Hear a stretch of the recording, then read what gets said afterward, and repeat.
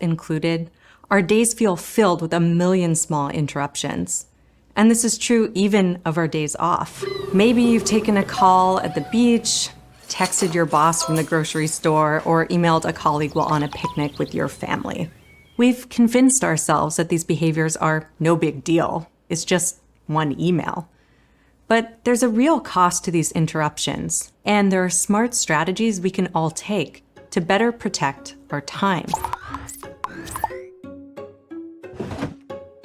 These moments seem so small at the time, and yet research suggests they add up to a tremendous loss. The constant creep of work into our personal lives can increase our stress and undermine our happiness. So just what is the cost? In one study, researchers recruited parents who were visiting a science museum with their kids. Some parents were told to check their phone as much as possible, others were told to check their phone as little as possible. After the visit, parents who used their phones reported that the experience was significantly less meaningful. They also felt much lonelier. In another study, tourists who were asked to have their phones out while visiting an iconic church remembered fewer details a week later. And in my research, employees who were paid for their performance spent increasingly less time interacting with friends and family, and more time interacting with colleagues and clients. These constant interruptions come at a cost to organizations too. Companies lose 32 days of productivity each year to employee depression, which is often caused by the stress and burnout of our always-on culture. Despite knowing better, I too have found myself focusing on urgent work distractions over important life moments. Most recently, I found myself texting a client while in the middle of my first child's first ultrasound. Happy client, guilty mom-to-be.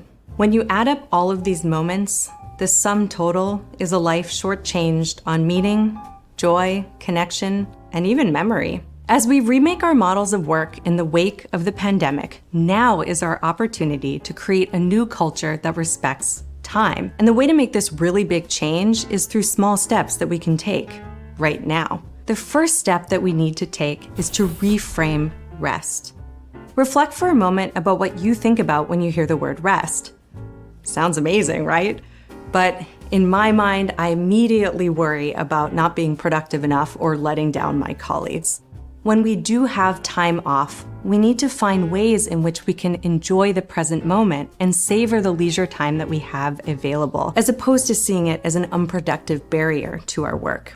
One specific strategy we can take is to treat our upcoming weekend like a vacation. On Friday afternoon, jot down how you would act and behave as if you were on a holiday.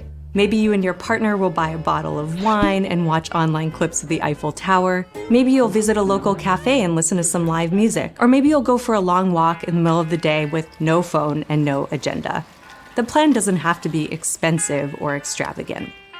Another strategy you can take is to create clear boundaries for your time off. Instead of saying, "I'm out of the office, feel free to Slack me whenever," say, "I'll be offline. Call me only if it's urgent." To uphold these personal goals, work together as a team. Set team goals for personal time. Do it publicly, collect data, and hold each other accountable. These goals could sound like, I will not check email between 6 and 8 p.m., I will have dinner with my family 4 nights a week, or I will go for a jog midday. Check in on your team's progress and see how everyone's doing. If you or your teammates are unsuccessful, work together to help accomplish personal goals. Lastly, you can negotiate for more time to prevent work from creeping into your personal life. In business school, I teach students to negotiate for salary, but realize I spoke almost nothing about negotiating for more time. What does this look like in practice? You can ask for more time on adjustable deadlines at work. If your client asks for a deliverable Monday morning, ask for an extension until Tuesday afternoon so you don't find yourself working on your well-deserved weekend. And don't worry too much about reputation. Quality truly is the metric that matters most. In my data, employees who proactively asked for more time reported lower levels of stress and burnout and were seen as more committed and professional by their colleagues. These are small but powerful changes to not only reframe rest, but to reclaim it. Once you discover the profound impact that these changes can have, you'll feel empowered to demand that others respect and accommodate your approach to time. Maybe they'll even feel inspired to piece together the fractured moments of their lives too. 비우고 채우고